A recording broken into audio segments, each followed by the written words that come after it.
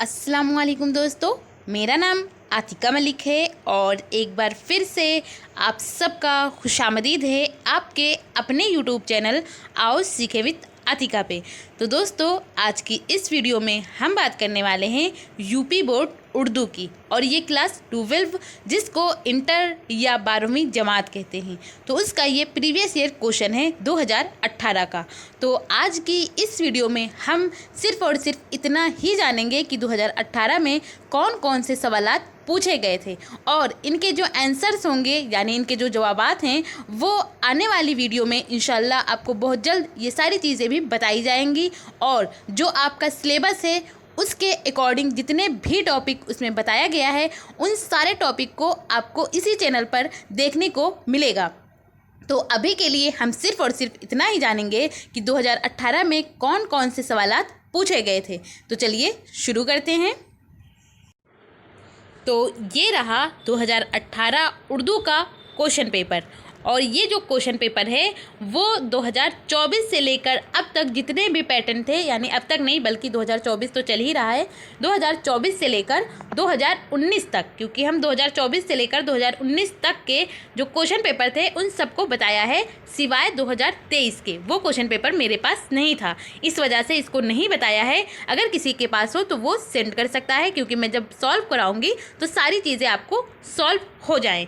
तो ये रही एक बात। लेकिन यहाँ पर मेरा कहने का जो मतलब है वो ये है कि 2019 तक जो क्वेश्चन पेपर था उसका जो पैटर्न था वो सेम था, लेकिन यहाँ पर 2018 का अगर आप क्वेश्चन पेपर देखेंगे तो इसका पैटर्न थोड़ा अलग है। वो क्या है? वो ऐसे है कि इसका समय जो अगर आप देखेंगे तो वो बराबर ही है जैसे पिछले जितने भी क्वेश्चन होते थे, पिछले नहीं बल्कि इससे आगे, क्योंकि 2018 में जो था वो और पुराना हुआ। तो इसके बाद 2019 से जो हुए उसमें टाइम 3 घंटे होते थे, तो मार्क्स जो होता था यानी पूर्णांक वो 100 होता था। लेकिन 2018 में 2 क्वेश्चन पेपर हुए थे और 50-50 नंबरों के लिए हुए थे। तो और लेकिन जो टाइम था वो सेम था, यानी 3 घंटे थे, और 3 घंटे यानी आपके 6 घंटे आपको दिए जाते थे 100 क्वेश्चन के लिए। 2 क्वेश्चन होते थे।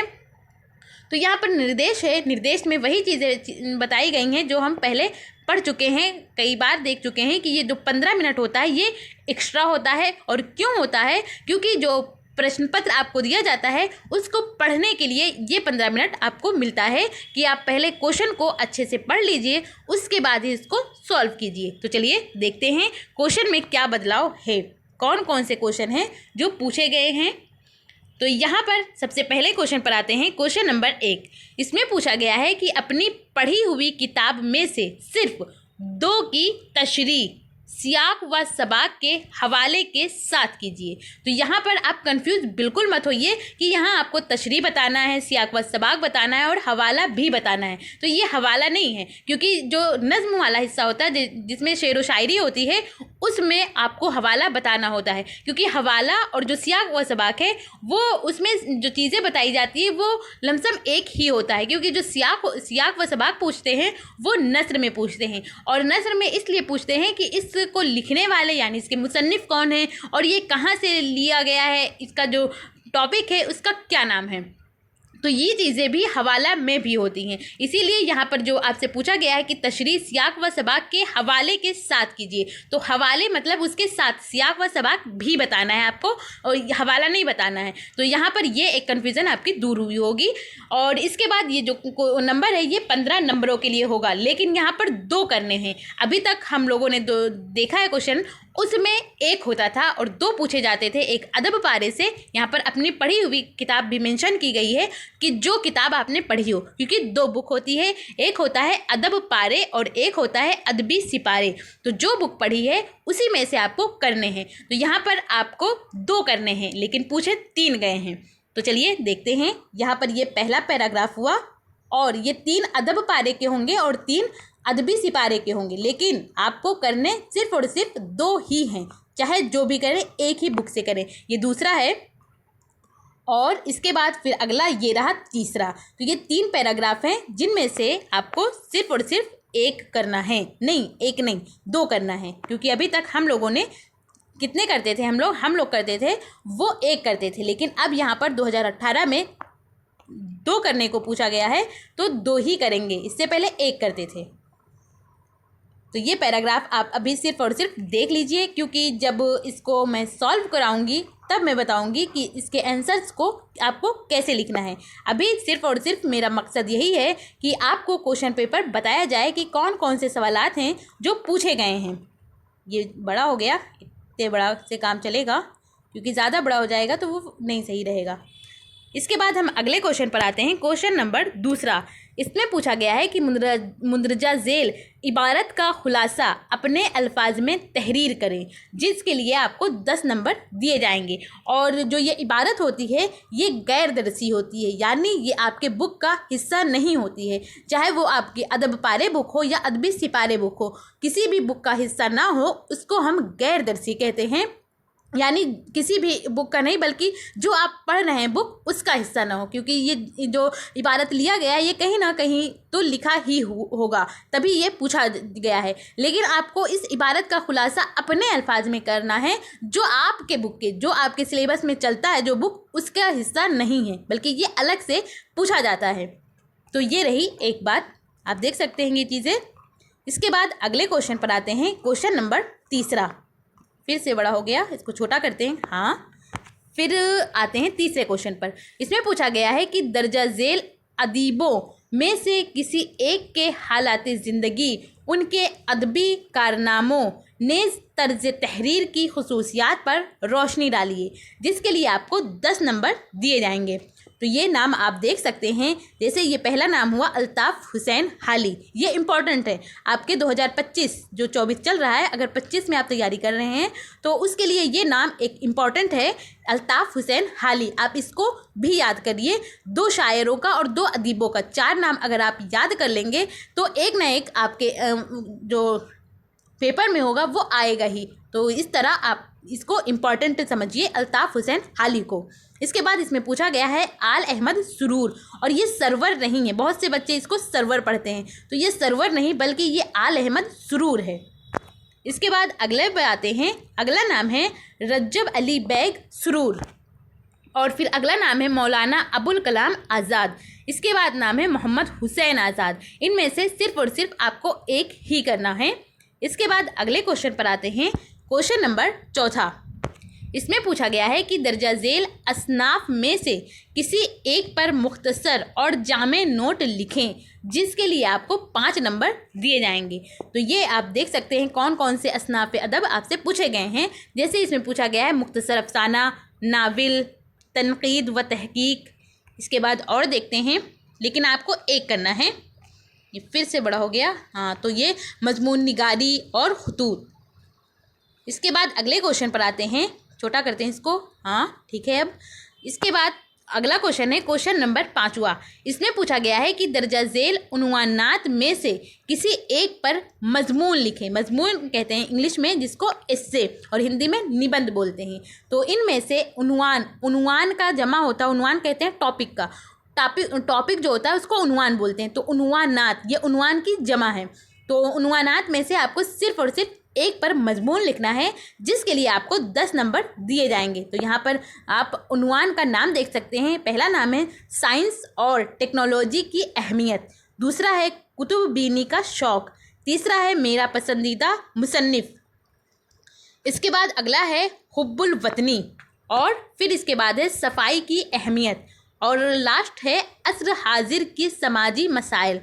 तो इस तरह ये 2018 का जो क्वेश्चन था, ये हाँ ऐसे करते हैं, ये 2018 का जो पहला क्वेश्चन था, ये क्वेश्चन पेपर फर्स्ट था।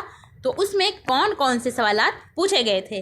अब हम इसके बाद जानते हैं 2018 में ही जो सेकेंड पेपर था उसमें कौन कौन से सवालात पूछे गए थे। तो चलिए वीडियो को आगे बढ़ाते हैं। तो ये रहा आपका 2018 का ही उर्दू का द्वितीय प्रश्न। इसका मतलब ये हमारा दूसरा क्वेश्चन पेपर है। इसमें टाइम जो है वो 3 घंटे है, वही टाइम है जो पहले प्रश्न पत्र में था, और पूर्णांक वही 50 है, क्योंकि 50 वो और 50 वो, इस तरह आपके जो है 100 नंबर पूरे हो जाएंगे। तो यहाँ कौन कौन से क्वेश्चन पूछे गए हैं आप देख सकते हैं। सबसे पहला क्वेश्चन जो है उसमें पूछा गया है कि अपनी पढ़ी हुई किताब में से सिर्फ 5 अशआर की तशरीह ज़रूरी हवालों के साथ कीजिए। अब यहाँ पर जो ये हवालों लिखा है इसका मतलब आपको हवाला बताना है। जैसे उसमें सियाक व सबाक बताना था, ठीक उसी तरह इसमें आपको हवाला बताना है। ये चल नहीं रहा है, हाँ ठीक है। ये हवालों के साथ मतलब अब यहाँ पर आपको इसका हवाला भी बताना है कि ये कहाँ से लिया गया, इसको किसने लिखा, ये सारी चीज़ें होती हैं, उसको हवाला बोलते हैं। तो इसमें आप नंबर देख सकते हैं, वो 7.5 नंबर होंगे और आपको कितने बताने हैं, वो 5 शेर की तशरीह करनी है। 5 अशआर, शेर की जमा होती है अशआर। तो यहाँ एक बुक है, यहाँ पर ये भी लिखा हुआ है, मेंशन किया गया है कि अपनी पढ़ी हुई किताब। तो एक बुक है अदबी सिपारे, तो उसके कुछ शेर दिए गए हैं। कितने दिए गए हैं देखते हैं, 1 2 3 4 5 6 7 8 9 10। तो 10 शेर आपको अदबी सिपारे से दिए गए हैं। तो 10 शेर ही आपके अदब पारे से भी दिए गए होंगे, आप देख सकते हैं। लेकिन आपको करने सिर्फ 5 है। लेकिन ये मत करिए कि एक में से अगर कोई आता हो 3 तो उसका कर दें और फिर एक दूसरे का 2 कर दें, तो ऐसा नहीं चलेगा। जिस बुक से लिखिए उसका 5 आपको करना है। इसके बाद अगला क्वेश्चन है, क्वेश्चन नंबर 2। इसमें पूछा गया है, अपनी पढ़ी हुई किताब में से किसी एक इक्तिबास का मतलब में सियाक व सबाक कीजिए, जिसके लिए आपको 7.5 नंबर दिए जाएंगे। तो ये एक बुक है अदबी सिपारे, यहाँ इस बुक का देख सकते हैं आप इक्तिबास। तो ये रहा पहला। इसके बाद दूसरा है, इसी में आपको एक करना था ना, इसीलिए आपके पास ऑप्शन है कि आप एक करें और एक छोड़ दें। और ये दूसरा बुक है अदब पारे, तो उसका हिस्सा है ये चीज़ें, आप देख सकते हैं। ये पहला हुआ और ये दूसरा। इसके बाद अगला क्वेश्चन है, क्वेश्चन नंबर 3। इसमें पूछा गया है कि मुंदरजा झेल शोरा में से किसी एक की गज़ल गोई की खूबियाँ तहरीर कीजिए, जिसके लिए आपको 5 नंबर दिए जाएंगे। तो यहाँ पर कुछ नाम हैं, जैसे ख्वाजा मीर दर्द हुए, गालिब हुए, चकबस्त हुए और ख्वाजा हैदर अली आतिश। इसके अलावा और एक नाम है अली सिकंदर जिगर मुरादाबादी। इसके बाद अगले क्वेश्चन पर आते हैं, क्वेश्चन नंबर 4। तो इसमें पूछा गया है कि दयाशंकर नसीम की मसनवी निगारी की खुसूसियात तहरीर कीजिए, जिसके लिए आपको 5 नंबर दिए जाएंगे। या ये करिए, या इसी में दूसरा आपके पास ऑप्शन है, कर सकते हैं मौलाना अल्ताफ़ हुसैन हाली की नज़्म गोई की खूबियाँ बयान कीजिए। इसके बाद अगला क्वेश्चन है, क्वेश्चन नंबर 5। इसमें पूछा गया है, कसीदा, मरसिया, रुबाई में से किसी एक सिनफ शायरी पर मुख्तसर नोट लिखिए, जिसके लिए आपको 5 नंबर दिए जाएंगे। इसके बाद अगला क्वेश्चन है, क्वेश्चन नंबर 6।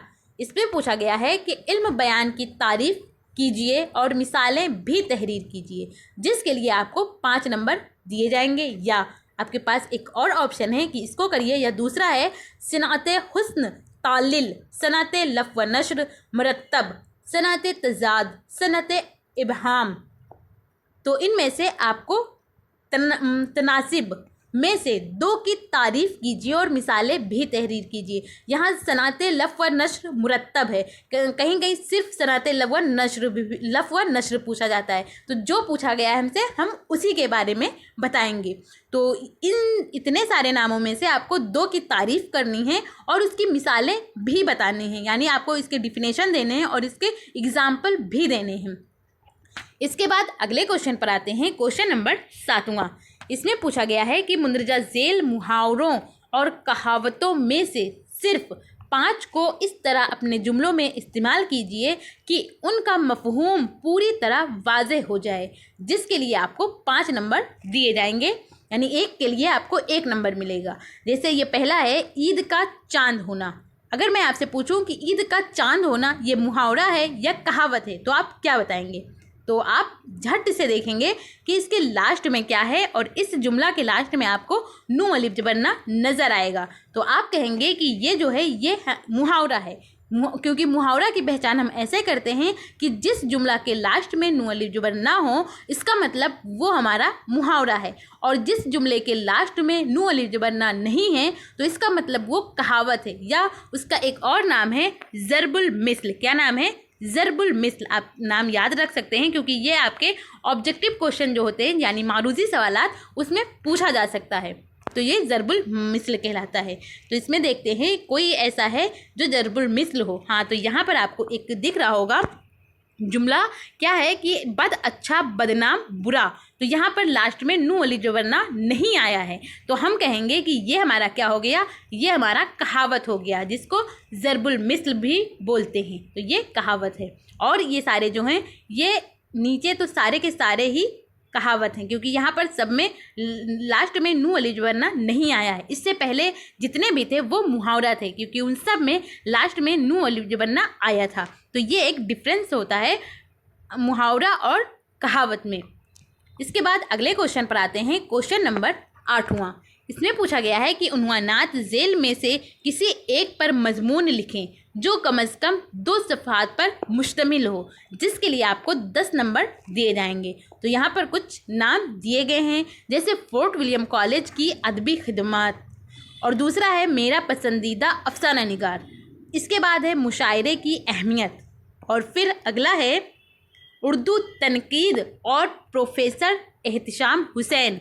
इसके बाद अगला और लास्ट है साइंस के करिश्मे और उनके अफादियत।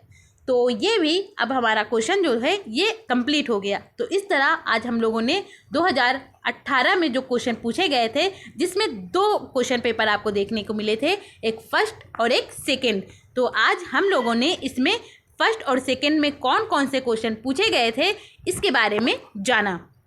तो अगर आपको इसकी PDF चाहिए तो आप मेरे टेलीग्राम चैनल से भी जुड़ सकते हैं, जिसका नाम आओ सीखें विद AK है, और इसका लिंक आपको डिस्क्रिप्शन में भी मिल जाएगा। तो आप वहां से डायरेक्ट ज्वाइन कर इस PDF को बिल्कुल फ्री ले सकते हैं। आई होप आपको ये चीज़ें पसंद आई हो और आपके लिए ये वीडियो यूज़फुल हो। अगर पसंद आई हो तो आप इसे लाइक करिए। ये चल नहीं रहा है पेन, शायद इधर चल जाए, तो आप इसको लाइक करिए। पता नहीं क्या मसला हो गया है, आप समझ गए ना, तो लाइक करिए।